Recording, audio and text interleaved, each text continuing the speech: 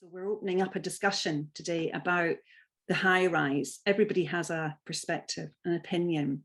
And so we're kind of, that's the kind of basis for this is thinking about, well, how do we see the high rise and what is the potential? What is the future? But what does it mean for other buildings that we might be building in the future too? Are they the high rises of the future? So I'm going to pass over to Jim, who's going to set us up with a context and some kind of provocations, and then we'll pick up from there. Okay, thanks. Over to Jim. Right, thank you, Karen.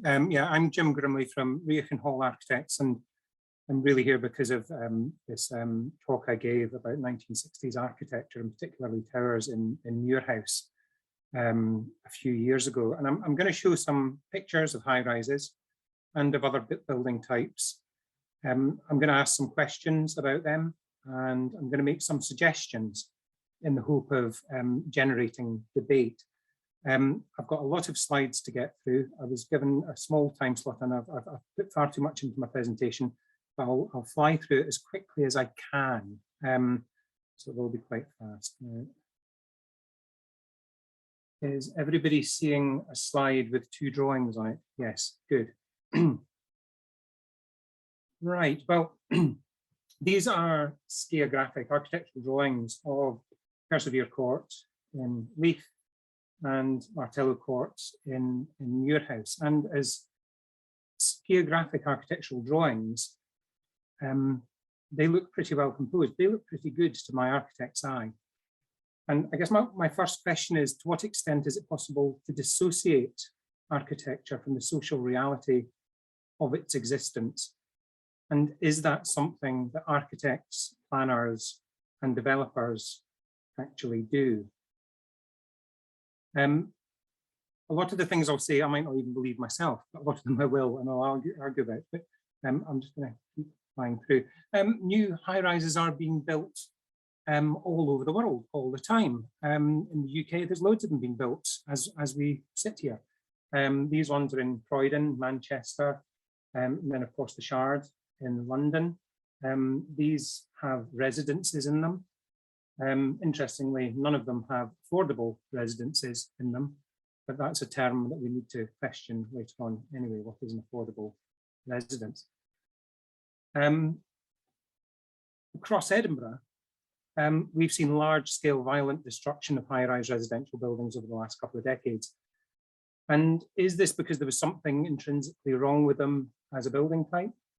A friend of mine, Gary O'Hagan, who was a former director at Hibbs, spent his early childhood in one of these, and he went back as an adult to visit them. And he said to me, I was horrified at the state of the place, and the council used it as a dumping ground for the socially excluded. For me, it was better that they pulled them all down and replaced them with housing more conducive to community living. So that's Gary's opinion. Now, of course, Edinburgh is no stranger to high-rise living.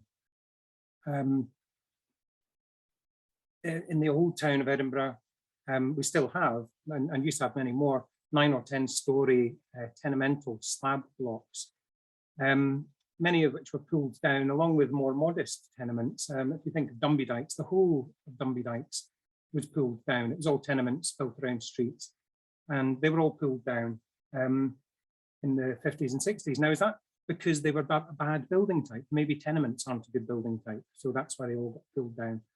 Or maybe it was something else. Here's Martello Court looking over the destruction of some of her terraced housing block neighbours. So perhaps pitched roof terraces didn't work either. I think it's wonderful that Martello Court didn't get pulled down because developers thought it would be too unprofitable to do so, and so it still survives. So maybe it's not the building types, because terraces get blamed, tenements get blamed, high-rises get blamed, so maybe it's not the building types causing the problems. Could it be the lack of high-quality space between the buildings? Here's Martello Court again, down in Muirhouse. Incredible variety of different building types here, but the quality of the space in between them isn't very good. And of course, if you're going to get better quality public space between buildings, somebody has to take responsibility for that. And of course, surely has to be the city itself that takes responsibility for that. A couple of hours of Photoshop yesterday, and I just put in some softer greenery along the street edge, some trees, some benches for people to sit on, playgrounds, some rocks for kids to clamber over. Does this improve the environment? My 6-year-old daughter said definitely not, because it was far better for doing gymnastics in before all these trees and hedges got in the way. But public realm is definitely one of the issues, especially around high-rise buildings in the UK. Thinking about public realm, when I was in my 20s as a trainee architect, I spent a lot of time hanging around the offices or the office and house of an architect in Sweden called Alf Erskine. And I looked back at my sketchbooks from that time, and I used to go and visit all his buildings when I wasn't sitting in his office bothering him. Here's some in Helsinki, Stockholm, and Biker in Newcastle, of course. Now, I took extensive notes when I talked to Ralph about this stuff, and I won't go through all of his ideas, but a very important one he said is in the middle of this page here. He said, very important to provide a mixture of building types, high rises, terraces, semis, and to tie them together with landscape. The space between the buildings is in many ways more important than the buildings themselves. The other thing he always did was started by designing the playgrounds. Where are the playgrounds going to go? It started with the natural landscape that existed and the playgrounds. I don't think that's something that's necessarily happened as the estates of Edinburgh were designed. So is it the public realm, or maybe it's actually just the architect's fault? Maybe the architects got it wrong. It was Rowan Anderson, Kinnaman and Paul who designed Martello Court. I think they were fantastic architects. But maybe it was the architecture, maybe it was the design, maybe it was their fault that the building became dysfunctional and the people struggled to get well-paid employment and find things to do. But maybe it's not, because the next building that they did was Mary Erskine's School for Girls in Ravelston. And if it was actually the architecture and how they were doing the architecture, then perhaps the girls at Mary Erskine's would struggle to find well-paid work and would become impoverished and dysfunctional. So maybe it's not the architecture at all. Is it the floor plans and the space standards? Again, I don't think it is, because here's a couple of things for sale in Leith. Now, these are just taken off the internet, and they've been over the last 2 or 3 years. They're maybe not entirely current, but there's a 34 square metre privately built apartment in Cooper Street in Leith. If you look out the window, you will see Persevere and Citadel Courts right next door to you. And you can buy a privately built flat there, 34 square metres for £125,000. I think the plan looks barely legal, if at all. It looks pretty dreadful. So less than a stone's throw away, you could buy a flat in Persevere Court for £65,000. So it's half the price and double the size. So the space standards were clearly pretty good in the building. Similarly, in Muirhouse, anyone from Muirhouse here will absolutely recognise all these orange coloured brick boxes that are getting built across large swathes of Muirhouse. In Sharp Street, you can buy 80 square metres of house for £215,000, whereas in Martello Court, the average price over the ones I was looking at are £55,000 for 70 square metres. So clearly, you don't get much for your money in these new things that they're building next door to these 60s towers. So I don't think it's that made them go wrong. Is it perhaps the concrete and the grey render that they put on them? And again, I don't think it's that either. This is Leith Fort. The 2 towers, which were concrete, precast concrete, and did have a lot of problems with the construction, were demolished long before the slab blocks at Leith Fort. I had a friend, Craigie, who lived in the slab blocks, and I thought there was a pretty exciting place to go as a kid. Of course, I never had to live in one myself. So I don't think it's the concrete and the grey render or the material. I don't think making things out of brick necessarily makes them any better. Here's Persevere and Citadel Courts just fresh out of the box when they were being built. I think they look fantastic. I would say, as an architect, again, to the architect's eye, they are really pretty exciting compositions, very Corbusian. The way they meet the ground is perhaps not very good, or definitely not very good, but they're pretty impressive compositions with decent spatial standards.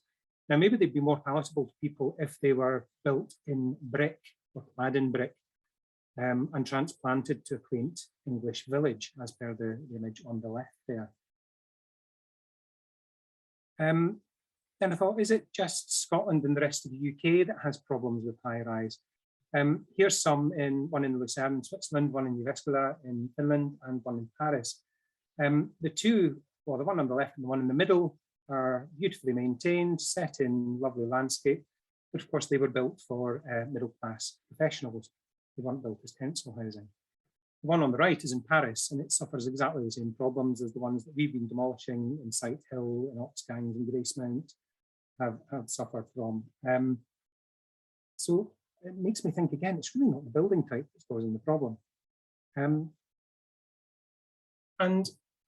the other thing I really do think is quite interesting about the towers of Edinburgh or the 60s buildings of Edinburgh is they're not all equal. They weren't all designed by the same people. So here's Phaedra Court beside Martello Court.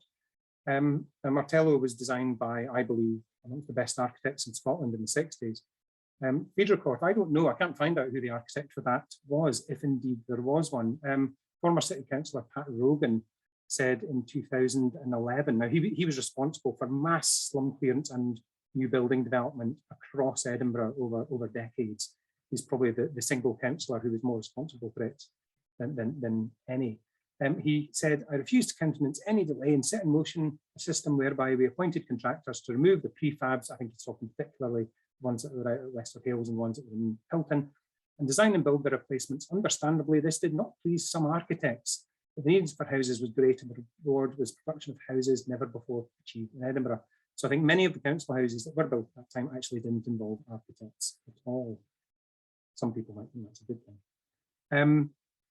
Here's Park Hill in Sheffield. Park Hill was designed by Alison and Peter Smithson, who were really the darlings of 1960s British architecture, admired by architects all over the world.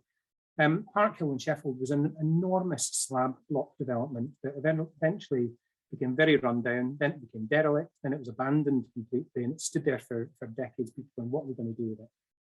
Then Urban Splash bought chunks of the building, stripped them back to their concrete frame, put lovely new apartments into them, and you can buy one for as little as £260,000. So none of the people that lived here originally can afford one of those houses. Anyway, I'm quite close to the end now. We'll be relieved to hear. Here's a Google Street view of the same bit of Muirhouse. This is very close to Martello Court. So on the left, you have the council houses, concrete frame council houses. On the right, you have the recently built by private developer brick boxes that we're seeing springing up all over Edinburgh. That could easily be a shot from new houses in Wester Hales, new houses at Leith Fort. There seems to be the same thing being built all over the place. So someone's decided that's absolutely the right thing to do. I think it's a bit of a shame, I have to say, because I think what we're losing is a lot of history and a lot of way of life. As I say, I spent quite a lot of time mucking about down in Leith when I was young, getting up to mischief, doing things we probably shouldn't have been doing, certainly climbing on roofs and having fun, as these kids in Muirhouse are doing. I think I had some of the most adrenaline-inducing times of my life mucking about down there. And there is a way of life attached to these places, and that's the thing that I feel a little bit sad about as well. I mean, Irvin Welsh wrote a piece for us about the mental dry wash street gang having an initiation ceremony for swinging off the balconies of Martello Court. But there was a way of life down there, and there are communities down there, and work communities down there. You go onto Facebook, there's lots of Facebook pages and groups about Muirhouse, and anti-racism campaigns, anti-poll tax campaigns. Muirhouse was instrumental in the Edinburgh anti-poll tax campaigns. There were also festivals every year, the gala that happened down in Muirhouse. So to think that these places were just run down, need replaced, need demolished, I think is an incorrect assumption. There was a doctor of philosophy at Edinburgh who wrote, Civic Edinburgh has an amnesia problem. The town appears to have forgotten that it evicted significant numbers of citizens from their homes in the third quarter of the 20th century, or violently erasing from existence entire streets and neighbourhoods that once housed vibrant communities.